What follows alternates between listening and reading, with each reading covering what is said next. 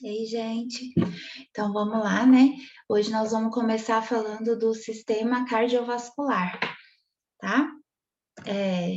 Vamos falar da revisão. Hoje vai ser aula só revisão mesmo, para depois a gente entrar nas patologias, porque é um sistema mais extenso.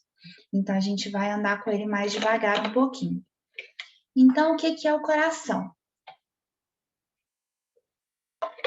O coração é um órgão muscular oco, né? Ele está localizado na cavidade torácica e ele fica entre os dois pulmões, numa região que se chama mediastino, tá? Ela é basicamente central. O ápice do coração, ele se encontra sobre o diafragma e a base, da base do coração, eles entram e saem os principais vasos sanguíneos do nosso corpo, que são veia cava superior e inferior, as veias pulmonares, o tronco pulmonar e a aorta, tá? Nosso coração é cheio de coisinhas, cheio de particularidades, tá? A gente vai tentar abordar de forma mais resumida cada uma delas, beleza? Então, vamos falar da parede do coração. A estrutura cardíaca ela é formada por três camadas musculares, três camadas musculares. O epicárdio, que é o composto de mesotélio de tecido conjuntivo, o miocárdio, que é composto pelas fibras musculares, e o endocárdio, que é composto pelo tecido endotelial. O pericárdio, ele fica de fora do coração, tá? Então, ele reveste o coração, ele mantém o coração no local que ele tem que ficar, e ele é composto por duas camadas. O pericárdio visceral, que vai estar aderido ao epicárdio, e o pericárdio parietal, que vai estar envolvendo o pericárdio visceral. Tá? A sua função, qual que vai ser? É limitar a expansão cardíaca durante o enchimento, porque senão ele, né, ia ficar meio ele tem que a função do pericárdio é denominar até quando que aquele coração vai encher, né? Vamos colocar assim, beleza? Além de proteger ele, né, de diversas coisas. Entre essas duas camadas, a gente tem um espaço que é denominado de cavidade do pericárdio e tem um fluido pericárdio que lubrifica a superfície do coração para poder reduzir o atrito durante a sístole e a diástole, tá? Aqui, coloquei uma imagem para vocês poderem ver ó, o pericárdio parietal, o pericárdio visceral, a cavidade pericárdica, né, que é aquele espaço que tem o líquido, o miocárdio e o endocárdio, tá? Agora vamos falar das câmaras cardíacas. Todo mundo sabe que o nosso coração ele é composto por 4 câmaras, que são ventrículo direito e esquerdo, e átrio direito e esquerdo, tá? Então, e essas câmaras, elas são separadas por septos, tá? Que a gente chama, são 2 superiores, que são os átrios, e 2 inferiores, que são os ventrículos. Os átrios, eles têm uma parede mais fina, e eles mandam sangue para os ventrículos. Então, o sangue entra pelo átrio, vai para o ventrículo e sai do coração, tá? E isso gera baixa pressão. Já os ventrículos, eles têm uma parede mais espessa, né? E eles necessitam de uma maior força para poder vencer a resistência vascular, para poder ejetar esse sangue na artéria, tá? Por isso, eles têm uma parede mais espessa.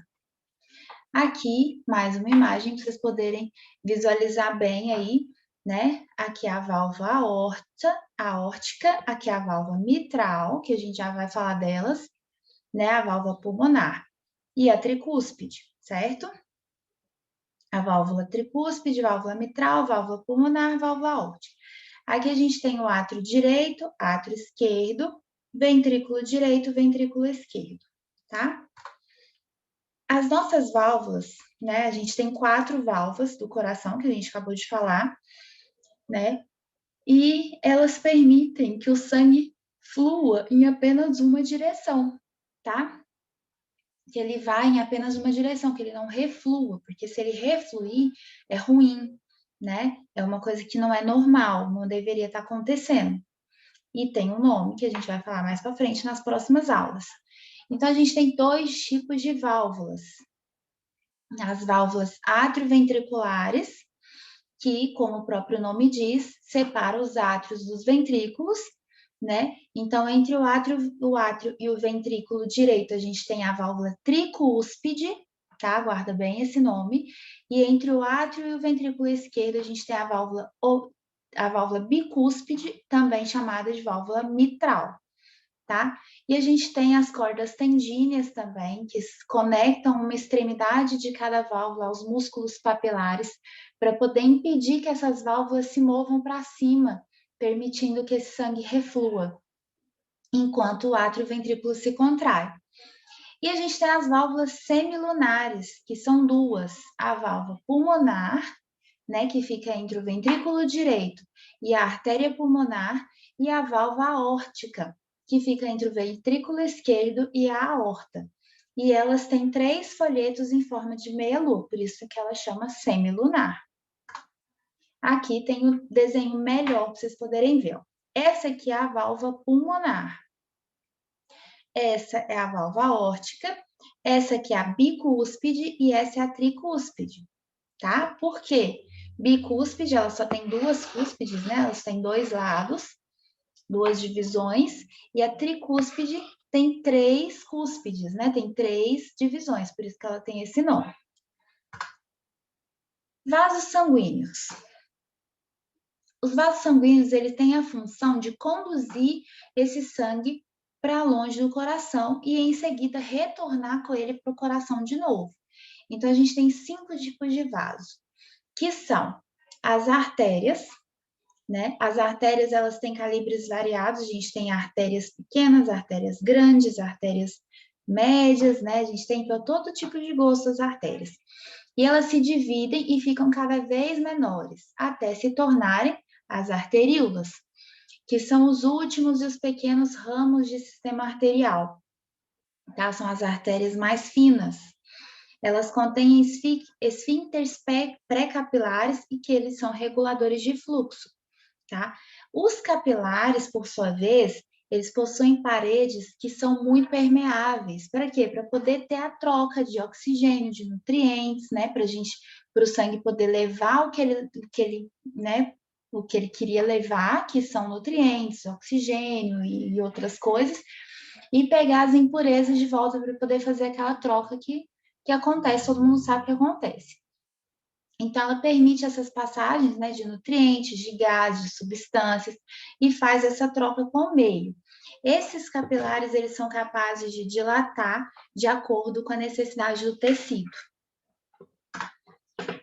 Após essa troca, a gente vai ter, esse sangue ele vai ser encaminhado para as vênulas, né? Que aí entra o próximo tipo de veias que a gente tem. As vênulas, elas conduzem o sangue e gradativamente elas viram veias. As veias, que a gente já conhece muito bem, né? Elas continuam conduzindo esse sangue de volta para o coração, aí já é um sangue venoso, porque até aqui atrás, artérias, arteríolas e capilares, a gente tinha, até as artérias e arteríolas, a gente tem um sangue arterial, tá? Aqui a gente já tem um sangue venoso, né? Então, o sangue ele vai se tornando cada vez, as veias, elas vão se tornando cada vez mais calibrosas até que ela chega na veia cava. Que essa veia cava, ela vai depositar o sangue diretamente no átrio direito para poder fazer a troca gasosa novamente. Algumas veias, elas possuem válvulas venosas que vão impedir que o sangue reflua. Normalmente, aonde tem essas válvulas é nos membros inferiores, por causa da gravidade, da distância que está do coração e se não tivesse essas válvulas venosas, né? O sangue, vocês concordam comigo que o sangue ia ter muito mais dificuldade de retornar para o coração, né? Dificultando o trabalho de todo o resto, né? Então, a distribuição de sangue, ela recebe o nome de circulação sistêmica ou grande circulação. Então, a gente acabou de resumir aqui a grande circulação. Eu acho que eu esqueci de falar um pouquinho para trás, a gente tem dois tipos de circulação. A gente tem a circulação sistêmica, ou grande circulação, e a circulação pulmonar, ou pequena circulação, que a gente vai falar um pouquinho mais para frente também, tá? Então, vamos lá. Os grandes vasos do coração. Deixa eu tirar meu rostinho daqui, botar ele para cá, fica melhor. Os grandes vasos do coração. O átrio direito, ele vai receber o sangue venoso através da veia cava, né, superior, que é o que a gente acabou de falar.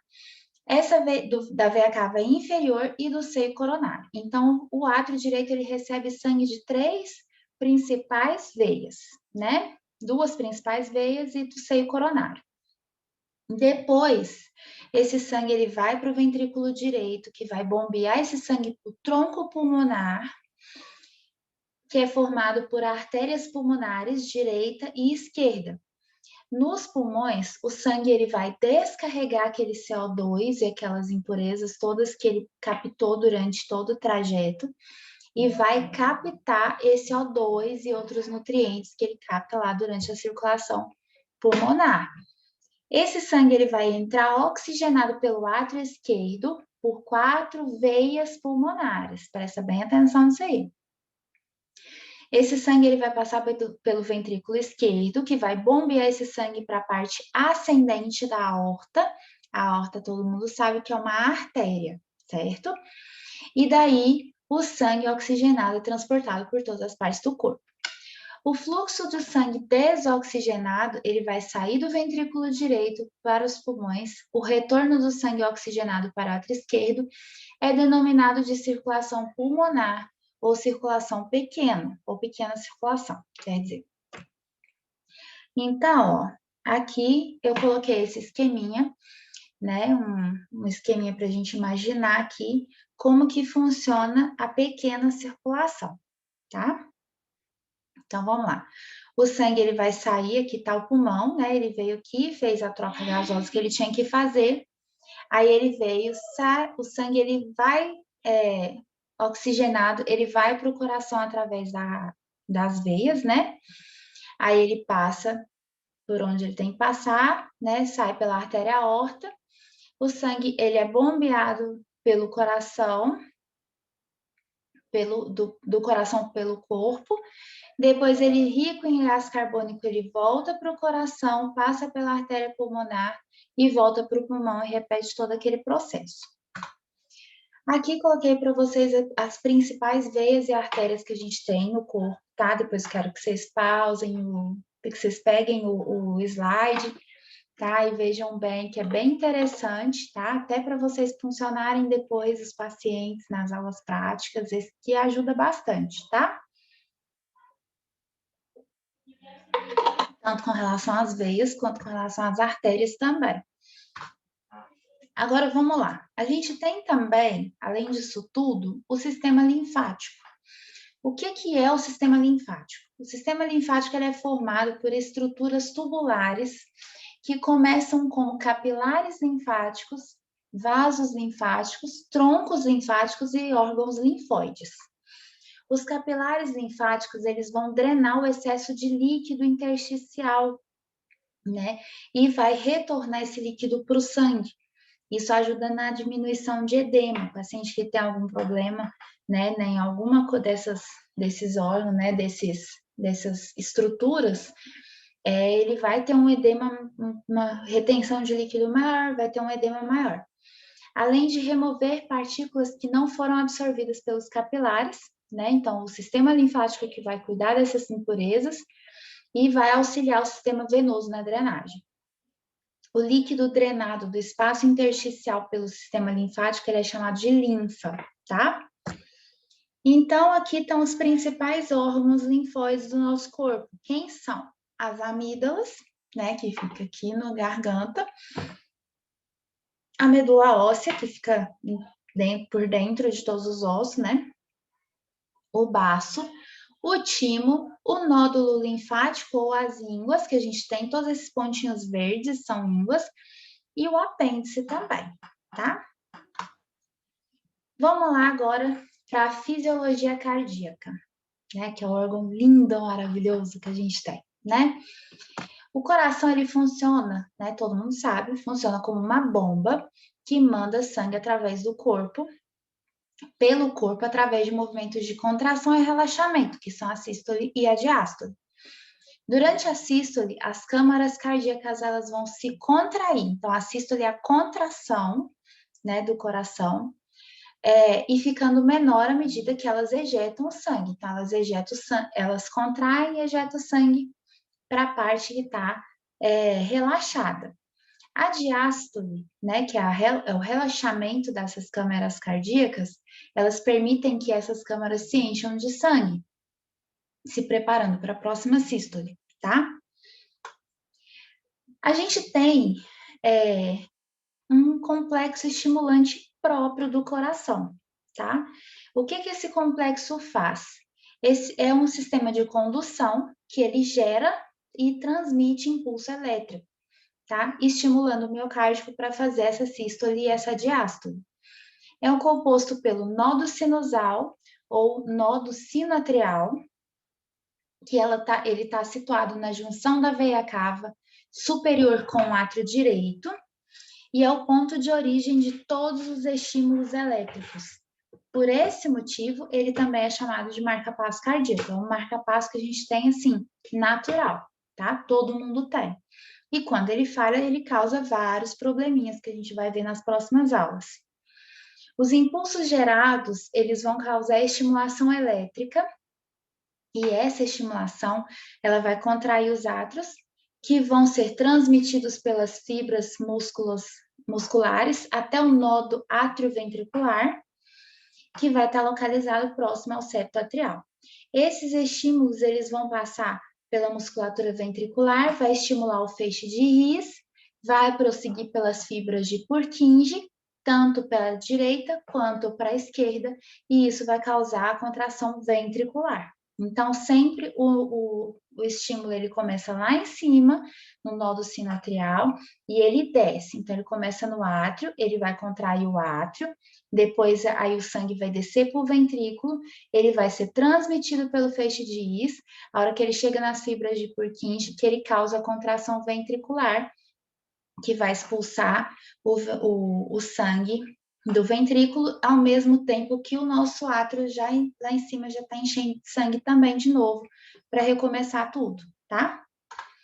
A estimulação dos miócitos cardíacos, eles acontecem devido a algumas partículas que são eletricamente carregadas e que vão estar localizadas nas membranas celulares. A frequência cardíaca ela é determinada pelas células miocárdicas com a frequência de disparo inerente mais rápida, tá? Então, desse modo, as pessoas que não têm comorbidades, então a gente que está aqui, que está são, né, que tá bem de saúde, a gente tem o nodo sinusal, né, o nosso marca-passo, ele vai estabelecer um ritmo de contração cardíaca que fica entre 60 e 100 impulsos por minuto, né, ou 60 e 100 batimentos por minuto, BPM que a gente chama, tá? Aqui tá o nosso sistema de condução, né, ele começa aqui no nodo sinusal, aí ele passa por essas vias internodais, aí ele vai contrair esse átrio, né? Ao mesmo tempo que contrai esse lado de cá também, tá? É tudo simultâneo, beleza? Aí ele passa pelo nódo atrioventricular, pelo feixe atrioventricular, passa pelo feixe de His e divide aqui, ó, fibras de Purkinje, ramo direito e ramo esquerdo. E vai contrair os ventrículos também, tá?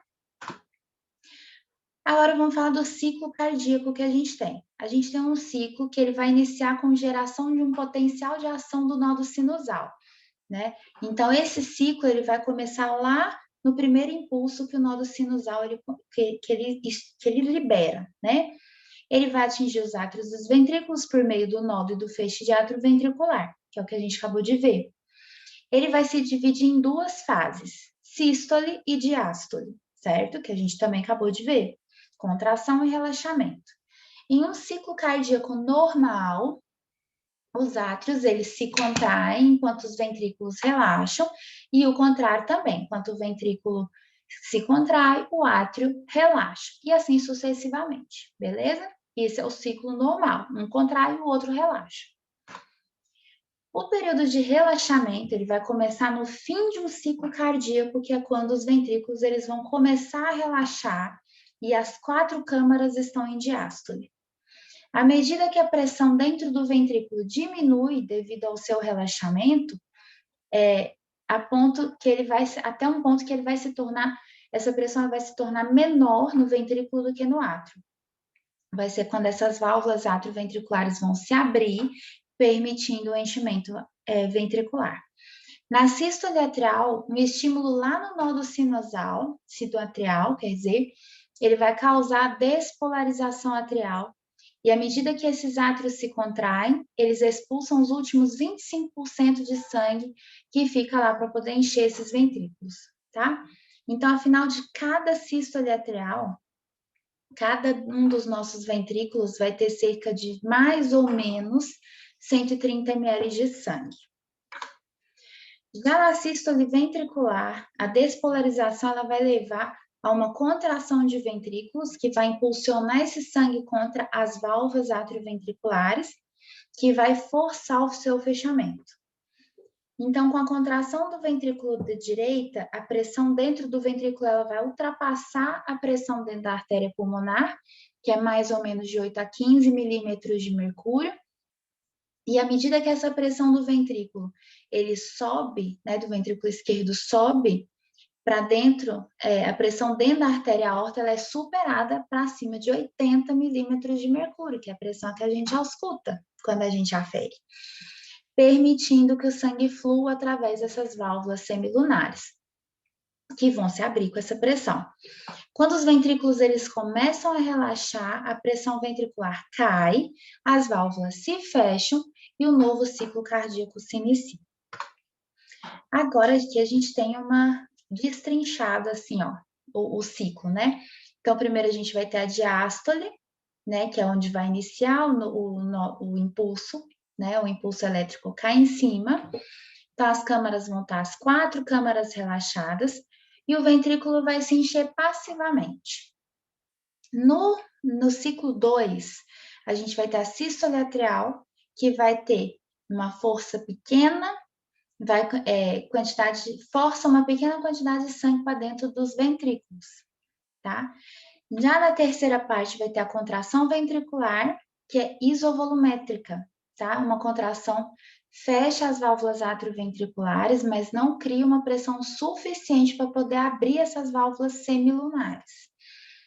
Na parte 4, a gente vai ter uma ejeção ventricular, que à medida que a pressão sobe e excede a pressão nas artérias, abre as válvulas e o sangue é ejetado. Na parte 5, né, no ciclo 5, tem um relaxamento ventricular também isovolumétrico, e à medida que o ventrículo relaxa, a pressão cai, o fluxo retrógrado fecha as válvulas semilunares e tudo reinicia de novo na diástase, tá? No ECG, o eletrocardiograma, a gente tem o ciclo cardíaco representado pelos sinais elétricos que tem nos impulsos cardíacos. Então, cada onda do ECG significa uma coisa, tá? Então, a onda P, o que a onda P vai me falar? Ele vai me falar como que está a despolarização dos átrios. Então, nessa onda P é quando os átrios despolarizam, tá? No complexo QRS, que tá aqui, ó, QRS, termina aqui, é a despolarização dos ventrículos. Na onda T, é a repolarização dos ventrículos. A repolarização do átrio, né, dos átrios, ela não é evidente no ECG porque ela é mascarada pelo complexo QRS. Ela acontece ao mesmo tempo no complexo QRS, por isso que a gente não consegue enxergar ela. Débito cardíaco. O que é o débito cardíaco? Débito cardíaco é o volume que é ejetado por minuto pelos ventrículos. Então, o débito cardíaco num adulto em repouso é de aproximadamente 5 litros. Então, nós adultos aqui, né, todos somos adultos já, a gente tem em repouso, né, um adulto saudável, né, tudo normal, a gente tem por volta de 5 litros por minuto circulando no nosso corpo, variando conforme as necessidades metabólicas, conforme a necessidade do organismo, e o cálculo é feito multiplicando o volume sistólico pela frequência cardíaca, tá? Então, um adulto que em repouso tem um volume sistólico de 70 ml e uma frequência aproximadamente de 60 e 80, ele vai ter esses 5 litros por minuto de débito cardíaco. Como que regula a frequência cardíaca? As alterações na frequência cardíaca, elas são efetuadas por controles reflexos mediados pelo sistema nervoso autônomo, que inclui as divisões tanto simpáticas quanto parasimpáticas. Ela se origina no centro cardiovascular, que está localizado no bulbo, e que recebe informações de receptores sensoriais e de centros encefálicos superiores. Esses impulsos simpáticos, eles vão aumentar essa frequência cardíaca e a força de contração, enquanto os impulsos parasimpáticos vão diminuir a frequência cardíaca. O centro cardiovascular, ele vai receber sinais de 3 principais receptores sensoriais, que são os proprioceptores, que eles vão monitorar os movimentos de articulação, de músculo, né, para poder entender o que a gente está fazendo, para poder fornecer os sinais para o centro cardiovascular durante uma atividade física, por exemplo, né, e causar um aumento da frequência cardíaca para a gente conseguir ter um débito que supra a nossa necessidade naquele momento de atividade cardíaca, de atividade física. Já os baroreceptores, eles são células nervosas que são sensíveis a todas as variações de pressão sanguínea, né? Eles são localizados lá no arco aórtico e nas artérias carótidas, tá? Então, eles que vão ver quando tem alguma alteração nessa pressão, então eles vão mandar impulsos nervosos, né? Para a gente poder perceber. Quando tem uma elevação na pressão sanguínea, esses receptores, eles transmitem impulsos nervosos para o centro cardiovascular, que vai iniciar uma atividade parasimpática para poder diminuir essa frequência cardíaca, para poder dar uma queda na pressão sanguínea, porque quando a gente tem uma atividade muito maior, a gente tem um aumento de pressão, certo?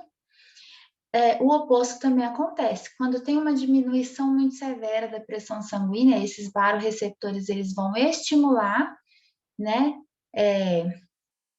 Vai sofrer falta de estimulação, desculpa, e vai diminuir a atividade parasimpática, consequentemente vai ter um aumento dessa atividade simpática, que é o aumento da frequência cardíaca, que resulta no aumento da frequência cardíaca. E temos os quimiorreceptores, que são neurônios que são sensíveis a variações químicas do sangue. Que a gente sabe que o nosso corpo todinho está cheio de produtos químicos, né? Cheio de substâncias químicas, né? Então, esses quimiorreceptores, eles são sensíveis a essas variações, né? E eles vão detectar mudanças nos níveis sanguíneos dessas substâncias químicas que são mais importantes. Então, eles vão detectar mudanças tanto no oxigênio, quanto no gás carbônico, quanto no hidrogênio. Então, as principais que a gente vê é a hipóxia e a acidose, que é o que resulta assim, todos dão muita alteração, mas a hipóxia e a acidose é um negócio mais complicado, né? A gente lida mais com eles. Que são também chamados de hipercapnia, ou, né, a hipercapnia. O que é? Aumento de CO2, aumento de gás carbônico. Eles vão estimular esses quimiorreceptores a enviar impulsos lá para o centro cardiovascular para poder estimular, aumentar a estimulação simpática para produzir uma vasoconstrição para aumentar a pressão sanguínea, tá? E a gente tem outros elementos que também estão envolvidos na atividade cardíaca. Por exemplo, os íons de potássio e de cálcio, né? os níveis de potássio elevados, eles vão diminuir a frequência cardíaca, e os níveis de cálcio elevado, eles vão aumentar a frequência cardíaca. Não sei se vocês lembram, a gente tem um negócio que chama bomba de sódio e potássio, que está muito ligado a isso aqui, tá? Se vocês não lembram, eu vou pedir para vocês darem uma olhadinha de novo, para vocês darem uma relembrada, que vale a pena, tá? Elevação de temperatura corporal, exercício extenuante, então exercício muito pesado, né? Então, eles vão aumentar a frequência cardíaca por intensificação da permeabilidade da membrana desses íons e vão gerar mais impulso. Aumento das catecolaminas, né? Pela glândula suprarrenal. Ela vai estimular a frequência cardíaca, então a gente vai ter um aumento da frequência cardíaca, um excesso de hormônio da tireoide que vai produzir um efeito semelhante a esse. Agora vamos lá. Vamos falar do controle do volume sistólico. A gente tem um grau de distensão do coração antes da contração, né? Que é conforme o coração chega, o sangue chega ao coração durante a diástole, ele é distendido, né? Certo? Quanto maior a distensão, maior a força de contração da sístole, né? Isso é lógica também. E esse fenômeno é conhecido como mecanismo de Frankenstein. Essa força de contração das fibras musculares, elas são determinadas, sob determinadas condições, né? Mesmo em constante de distensão, a contratilidade pode ocorrer com mais ou menos força, certo? Isso também é óbvio, né? Nesse caso, ela é aumentada pela estimulação da divisão simpática, né? A partir de hormônios como a adrenalina, que a gente já conhece muito bem, e a noradrenalina também, que algum de vocês eu tenho certeza que conhece, né? Medicamentos como a digoxina, que é um digitálico, a dopamina, a dobutamina, elas aumentam, né, essa força de contração, ou ela também pode ser diminuída pela divisão simpática com uma anóxia ou uma acidose ou algum efeito de algum anestésico. A pressão necessária para a ejeção de sangue a partir dos ventrículos, a ejeção de sangue, ela se inicia com a pressão do tronco pulmonar e da artéria, né, da aorta, ela é superada. Então, quando essa pressão ela é superada, tem ejeção de sangue dos ventrículos. Isso a gente já viu também agora há pouco. Quando a pressão necessária é mais alta do que o normal, então as válvulas semilunares, elas também se abrem mais tarde do que o normal. Então, o volume sistólico, ele diminui e mais sangue vai permanecer nos ventrículos no final da diástole. Isso não é legal, certo? Nosso corpo não foi projetado para isso, ok?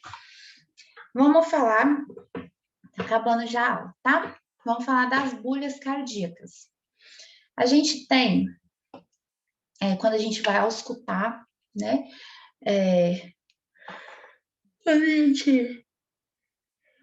Desculpa, gente. Então, vamos lá. Quando a gente vai auscultar, né, fazer a ausculta cardíaca, a gente consegue perceber dois principais, a gente consegue perceber outros sons também. Mas a gente tem os dois principais sons que são produzidos a partir dos fechamentos das válvulas, que é a bulha 1 e a bulha 2, tá? A primeira bulha e a segunda bulha. A primeira bulha, né, a gente entende como tum, né, no linguajar, assim. O que ela significa? Ela significa o fechamento das válvulas atrioventriculares, tanto a mitral quanto a tricúspide, após o início da sístole ventricular, tá? Então, ela é lá no inicinho, ela significa o início da contração. Por ser facilmente identificada, ela serve como referência, tá? Para o restante das bulhas. Já a segunda bulha, ela é produzida pelo fechamento das válvulas semilunares, então ela é produzida pelo fechamento da válvula da pulmonar e da aórtica, ao final da sístole ventricular e no início da diástole, tá? Aqui eu coloquei essa figurinha para vocês poderem ver, tá? Então, a gente tem a bulha 1, que é o fechamento das válvulas atrioventriculares, tanto a tricúspide quanto a mitral, e é mais bem ouvida na área apical, e ela representa a sístole. A bulha 2, ela tem o fechamento das válvulas aórtica e pulmonar, mais bem ouvida na área aórtica e pulmonar, por causa da localização das válvulas, e ela representa a diástole. A gente pode ouvir também a bulha 3 e a bulha 4. A bulha 3 vai me falar que eu tenho um protodiastólico que se origina nas vibrações da parede ventricular, subitamente distendida pela corrente sanguínea, que vai penetrar na cavidade durante o enchimento ventricular rápido. E a bulha 4 é um som de baixa frequência que raramente a gente escuta, pré-sistólico, que é correspondente à sístole atrial, frente a um ventrículo com alteração no relaxamento, tá? Então é isso, gente. Muito obrigada pela atenção. Se tiverem alguma dúvida, pode me mandar, tá? Vou mandar o link dos exercícios, vou mandar tudo. Peço que se vocês não lembrarem do que é a bomba de sódio e potássio, se tiverem alguma dúvida, assiste a aula de novo, porque essa aula é importante para a gente poder prosseguir com o restante, né? Que agora a gente vai entrar nas patologias do sistema cardiovascular, beleza? Então, é isso. Até semana que vem. Muito obrigada.